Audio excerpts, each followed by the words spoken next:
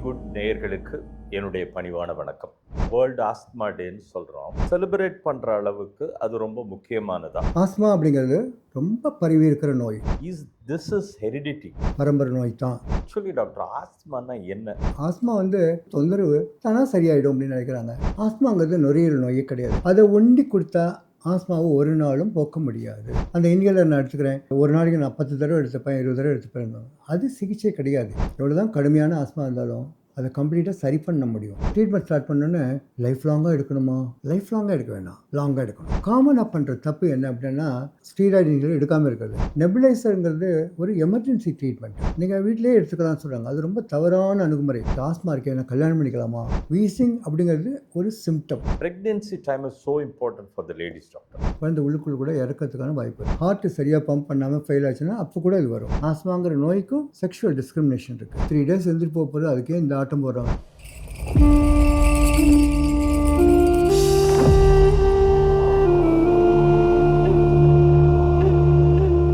World asthma டே. அதனால இவரோட சிறப்பு விருந்தினர் வேறு யார் இருப்பாங்க? நம்ம அவரை சந்திக்க போகிறோம். Asthma specialist doctor R Sridharan அவர்கள் தான். வணக்கம் டாக்டர். வணக்கம் பூபதி. சொந்தம் எப்போதும் தொடர்கதை தான், முடிவே இல்லாததுன்னு ஒரு பாட்டு தான் எனக்கு ஞாபகம் வருது. ரொம்ப அழகான நிகழ்ச்சிகள் நீங்கள் கொடுத்துருக்கீங்க நேயர்களுக்கு, பார்த்துட்ருக்கோம் தொடர்ந்து.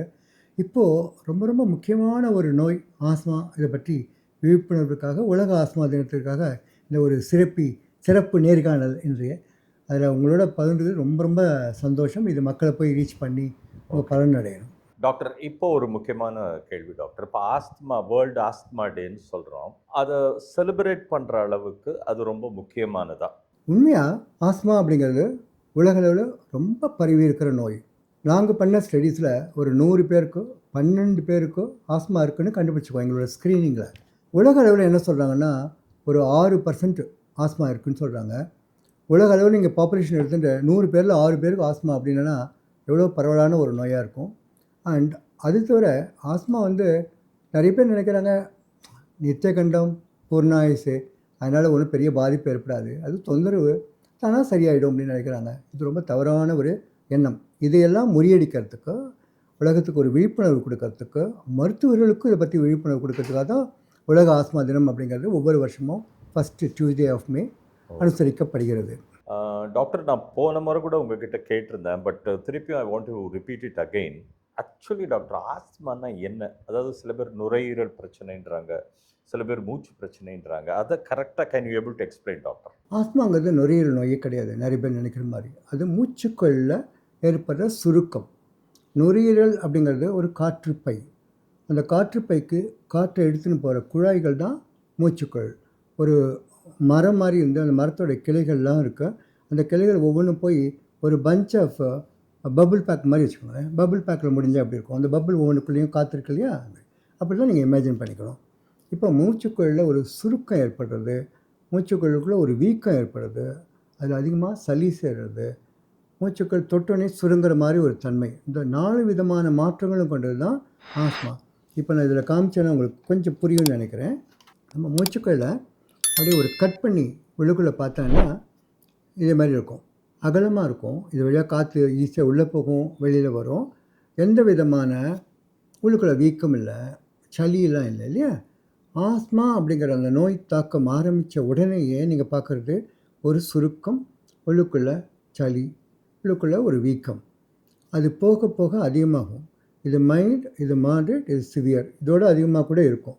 இது என்ன சொல்கிறதுன்னா, நம்ம ஆஸ்மாவுக்கு சிகிச்சை கொடுக்கும்போது அந்த மூச்சுக்குள்ள தளர்த்துற உடனடியாக நிவாரணம் கொடுக்குற ப்ரோங்கோ டயலிட்டேஷன் இருக்குது மருந்து, அதை ஒண்டி கொடுத்தா ஆஸ்மாவை ஒரு நாளும் போக்க முடியாது. ஆனால் இப்போ இருக்கிற மருத்துவம் அப்படி தான் இருக்குது.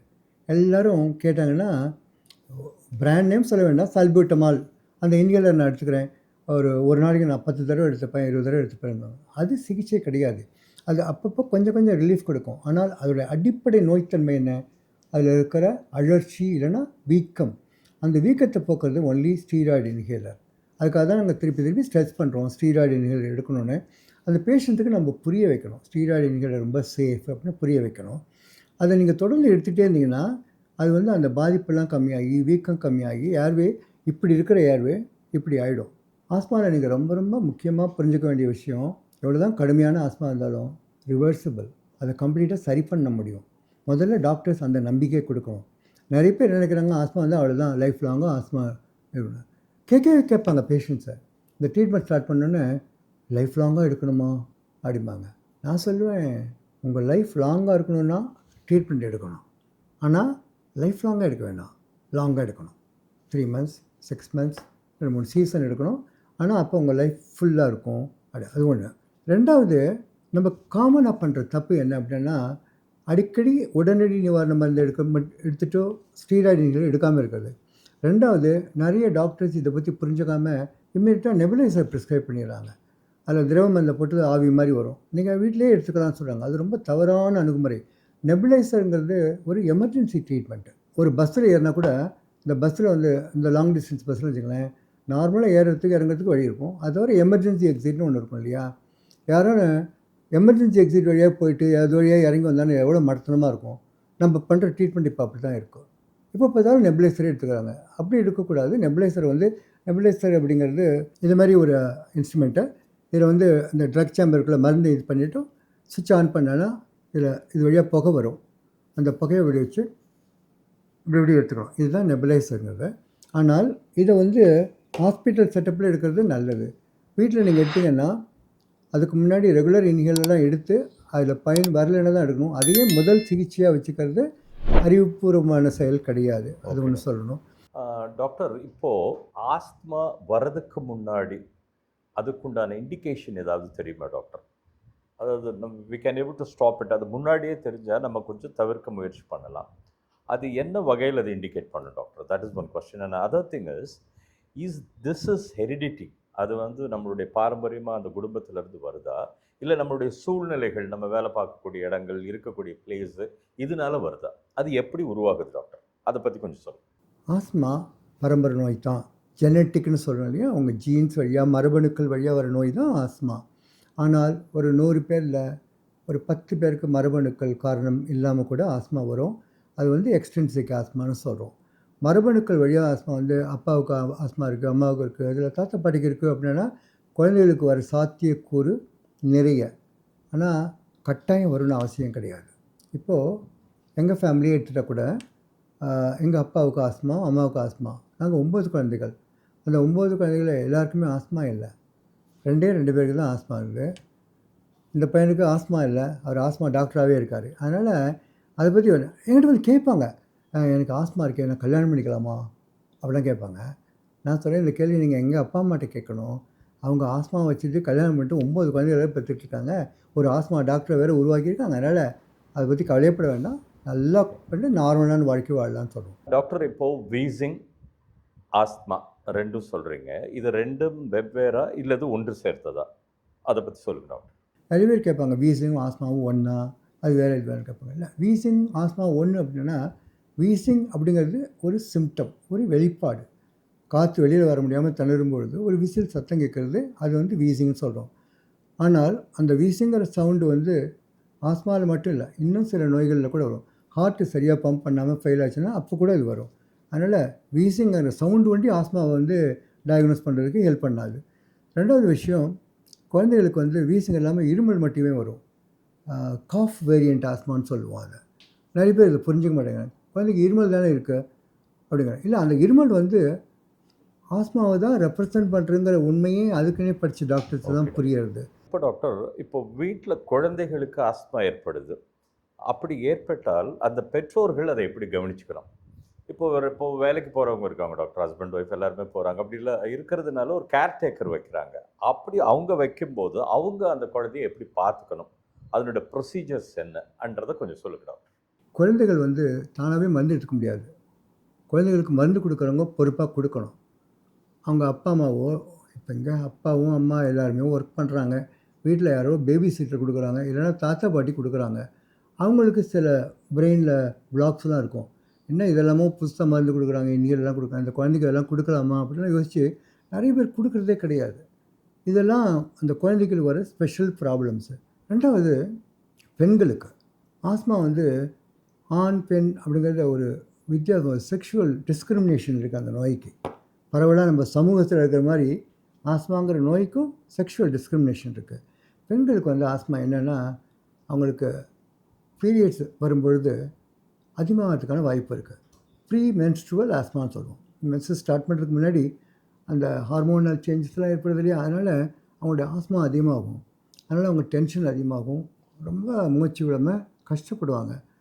அதை சரியாக புரிஞ்சுக்காமல் நிறைய பேர் என்ன சொல்லுவாங்க, ஏதோ ட்ராமா போடுறாங்க, இன்னும் எல்லாருக்கும் வருது தானே, ஒரு 3 டேஸ் இருந்துட்டு போகுது, அதுக்கே இந்த ஆட்டம் போடுறாங்க. அப்படி கிடையாது, அவங்களுக்கு உண்மையாகவே சஃபர் பண்ணுறாங்க. Pregnancy time is so important for the ladies doctor. அந்த மாதிரி நேரத்தில் அவங்க என்னென்ன ப்ரிகாஷன் எடுத்துக்கணும், அது கொஞ்சம் சொல்லுங்கள் டாக்டர். ஏன்னா அவங்களுக்கு ஏதாவது ஆச்சுன்னா அந்த சைல்டு கூட அஃபெக்ட் ஆகும். அந்த காரணத்துக்காக கேட்குறேன். ப்ரெக்னென்சி போது ஒரு 3ல் ஒரு பேஷண்ட்டுக்கு ஆஸ்மா அதிகமாகும். அதனால் ப்ரெக்னென்சி போது ஆஸ்மாவை மானிட்டர் பண்ணுறது, ஆஸ்மாவுக்கு முறையாக ட்ரீட்மெண்ட் கொடுக்கறது ரொம்ப ரொம்ப ரொம்ப முக்கியம். இதில் என்ன ப்ராக்டிக்கல் ப்ராப்ளம்னா, நிறைய ஆப்ஸ்டெட்ரிஷியன்ஸ் வந்து இந்த இன்ஹேலர் மருந்து உட்பட எல்லா மருந்தையும் நீங்கள் நிறுத்துறீங்க, நீங்கள் ப்ரெக்னெண்ட்டாக இருக்கும்போது எந்த மருந்தும் எடுக்கக்கூடாது அப்படின்னு ரைட் ராயலாக ஒரு கண்டிஷன் போட்டுடுறாங்க.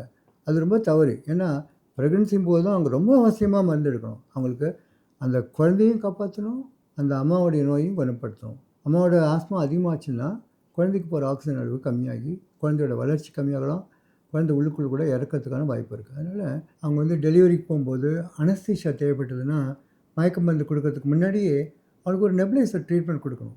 அப்படி கொடுக்கலன்னா அந்த அனஸ்தீஷியா இண்டக்ஷன் சொல்கிறாங்க இல்லையா, மயக்க மருந்து கொடுக்கும்பொழுது அவங்களுக்கு சிவியர் ஆஸ்மா அட்டாக் வந்துடும். என்னுடைய பேஷண்ட் நான் சொன்னேன் இல்லையா, அப்படி தான் ஆகிருக்கு.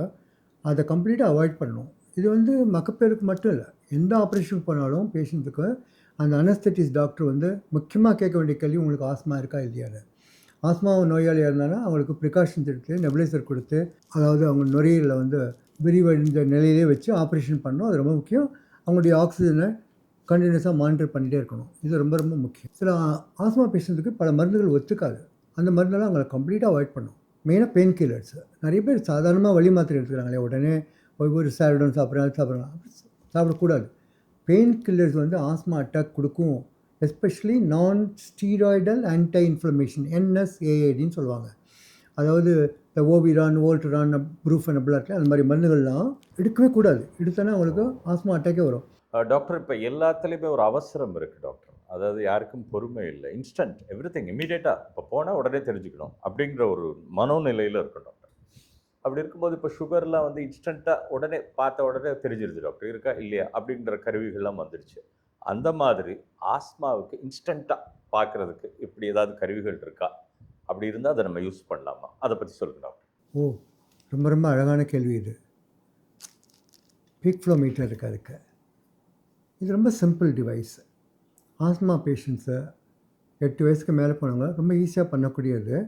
அவங்க என்ன பண்ணணும், பீக் ஃப்ளோ டைரின்னு ஒன்று மெயின்டைன் பண்ணணும். காத்தால மத்தியானம் நைட்டு அட்லீஸ்ட் ஒரு நாளைக்கு 2 வேளையான இந்த பீக் ஃப்ளோ செக் பண்ணி என்ன ரீடிங்கிறத எழுதி வச்சுக்கணும்.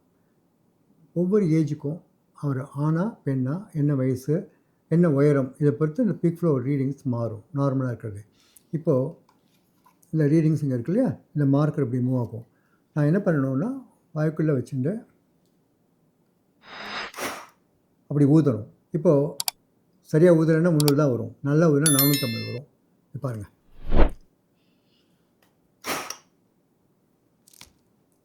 500 வந்திருக்கு இல்லையா.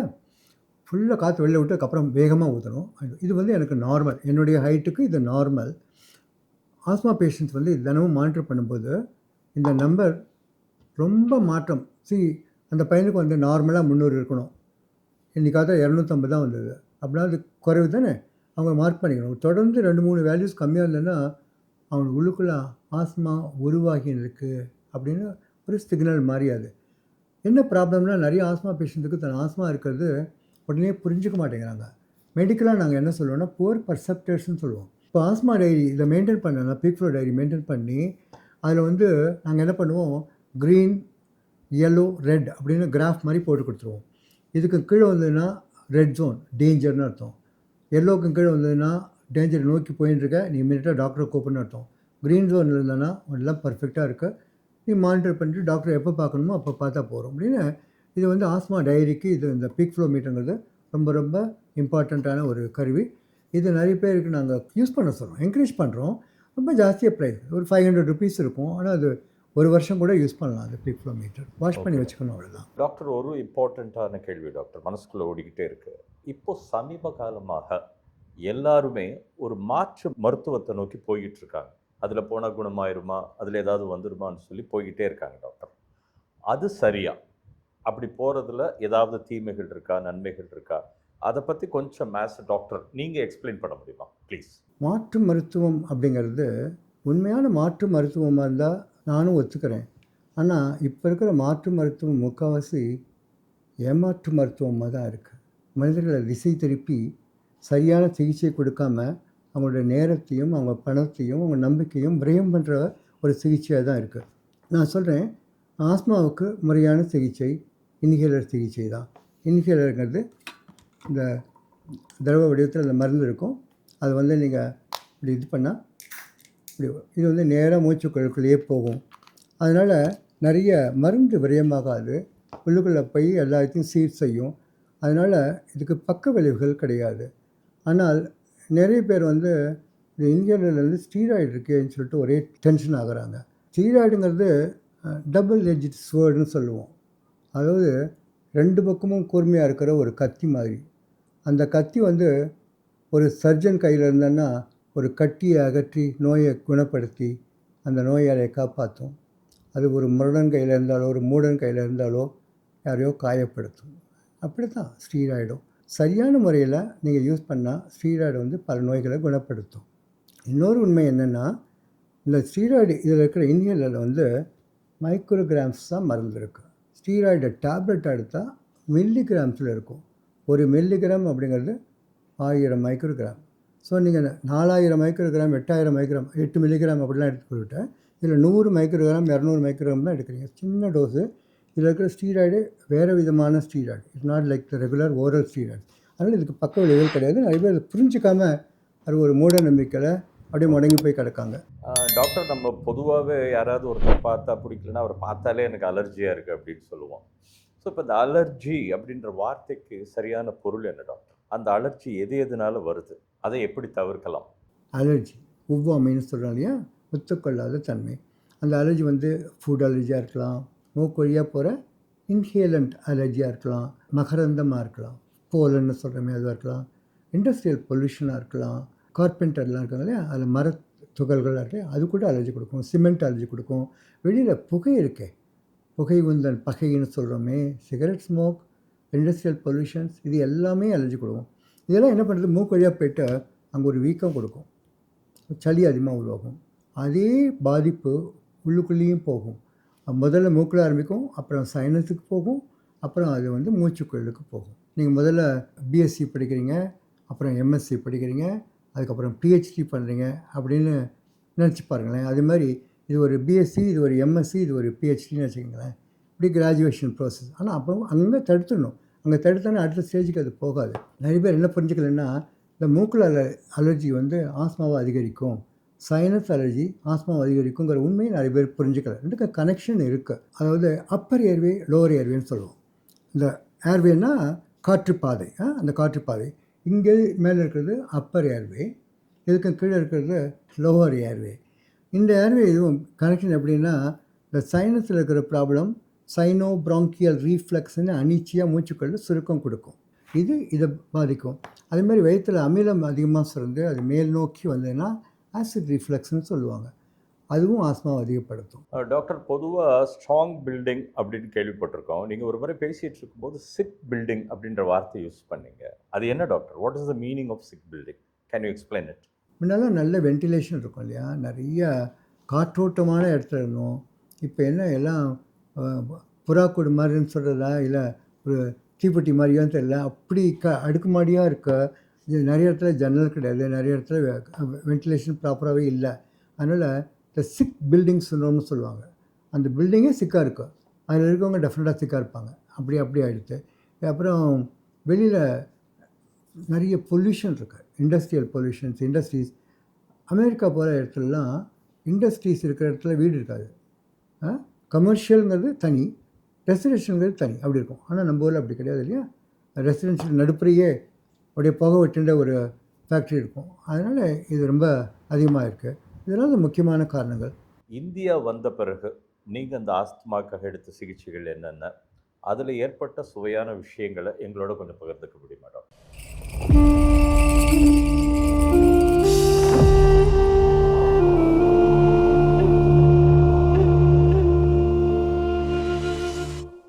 இந்த பி குட் சேனலில் நல்ல விஷயம்ன்றதுனால நீ எல்லாருக்கும் போய் சேர்ற மாதிரி நல்ல எல்லாருக்கும் ஷேர் பண்ணணும்னு உங்களை பணியும்பா கேட்டுக்கொள்கின்றேன்.